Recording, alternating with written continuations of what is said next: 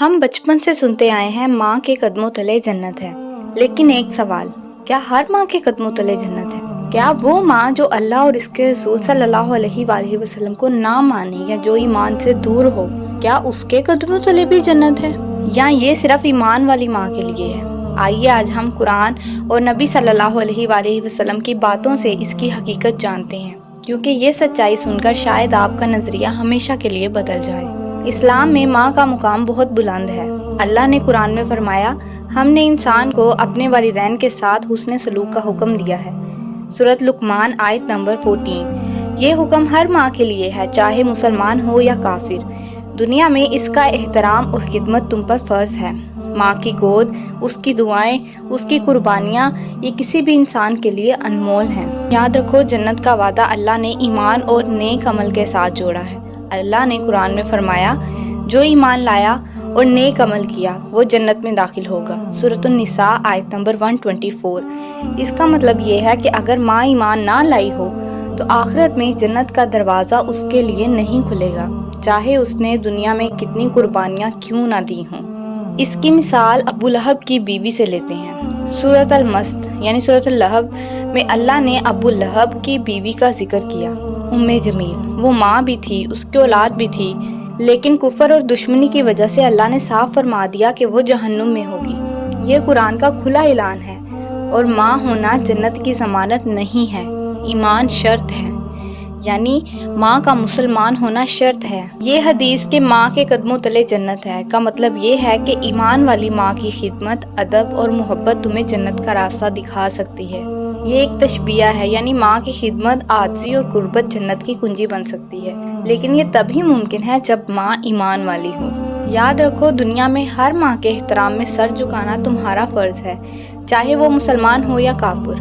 ماں ماں ہوتی ہے، یہ اسلام کا حکم ہے، لیکن جنت کا دروازہ صرف ایمان والوں کے لیے کھلے گا۔ سوچو، اگر تمہاری ماں ایمان سے محروم ہے اور تم نے کبھی اس کو اللہ کی طرف بلایا ہی نہیں، تو کیا تم نے اس کے ساتھ سچی محبت کی؟ آج ماں کا احترام بھی کرو اور اس کو جنت کا راستہ دکھانے کی کوشش بھی کرو، کیونکہ یہی خدمت دنیا میں تمہارا فخر ہوگی اور آخرت میں تمہاری نجات بھی۔ ماں کے قدموں تلے جنت ہے۔ حدیث میں ہے کہ ایک شخص نبی کریم صلی اللہ علیہ وآلہ وسلم کی خدمت میں آیا اور کہا، میں جہاد میں شریک ہونا چاہتا ہوں اور آپ سے اجازت لینے آیا ہوں۔ آپ صلی اللہ علیہ وآلہ وسلم نے فرمایا، کیا تمہاری ماں زندہ ہے؟ تو اس نے کہا، جی ہاں۔ تو آپ صلی اللہ علیہ وآلہ وسلم نے فرمایا، تو پھر اس کے قدموں کو لازم پکڑو، وہاں جنت ہے۔ سنن نسائی حدیث نمبر 3104 اور صحیح ابن حبان حدیث نمبر 4163 میں یہ مینشن ہے حدیث۔ ماں کے قدموں تلے جنت ہے، یہ ایک تشبیہ ہے، یعنی ماں کی خدمت، ادب، فرما برداری انسان کو جنت کا مستحق بنا دیتی ہے۔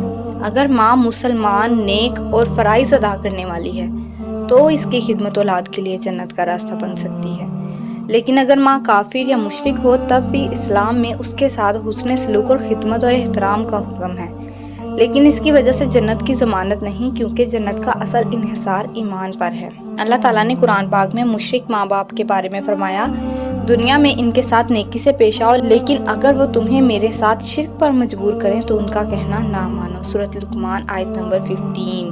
یہ جو بات بنائی ہوئی ہے کہ ماں کے قدموں تلے جنت ہے، جانور بھی بچے پیدا کرتے وقت تکلیف محسوس کرتے ہیں، وہ بھی اپنے بچوں کو کھلاتے پلاتے ان کی حفاظت کرتے ہیں۔ اللہ تعالیٰ نے یہ فطری محبت سب ماؤں کے دلوں میں رکھی ہے، چاہے وہ انسان ہو یا جانور۔ جانوروں کو بھی اپنے بچے بڑے پیارے ہوتے ہیں۔ قرآن میں بھی اللہ نے جانوروں کی ماؤں کی مثال رحمت کے بیان میں دی ہے، جیسے پرندے اپنے بچوں کو پروں سے ڈھانپتے ہیں۔ جو ہے وہ ڈیفرنس کیا ہے؟ صرف عقل و شعور، ایمان اور نیت اور آخرت کے حساب، یہ تین چیزوں کی بیس پر جو ہے جانور میں اور انسان میں ڈیفرنس ہے۔ انسان کو اللہ نے عقل دی کہ وہ سمجھ سکے، سوچ سکے، صحیح غلط کا فیصلہ کر سکے۔ جانور فطری جبلت پر چلتے ہیں، شعوری طور پر اچھائی برائی نہیں سمجھ سکتے۔ انسان اپنے اعمال نیت کے ساتھ کرتا ہے، اگر وہ اللہ کے حکم کے مطابق ماں باپ یا بچوں کی خدمت کرے تو یہ عبادت بن جاتی ہے، لیکن جانور کی محبت اور حفاظت عبادت نہیں بلکہ ایک فطری جبلت ہے۔ انسان کو اس کے ایمان، اعمال اور نیت کے مطابق آخرت میں بدلہ ملے گا۔ جانوروں کو آخرت میں عارضی انصاف کے بعد مٹی بنا دیا جائے گا اور ان کے لیے جنت یا جہنم نہیں ہے۔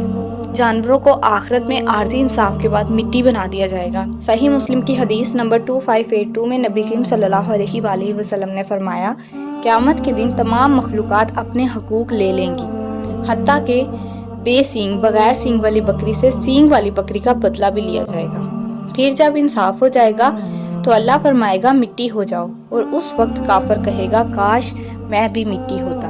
क़यामत के दिन जानवरों को भी उठाया जाएगा। जिन जानवरों ने एक दूसरे पर जुल्म किया होगा, मसलन सींग मारना वगैरह, उनका इंसाफ किया जाएगा और वो हमेशा जन्नत या जहन्नुम में नहीं रहेंगे।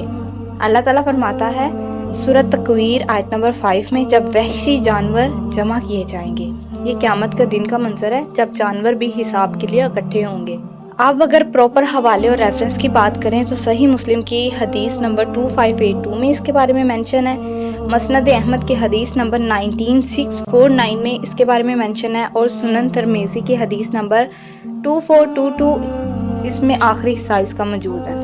ठीक है। और कुरान मजीद की सूरत अन-नबा आयत नंबर 40 में इसका जो है वो मेंशन है।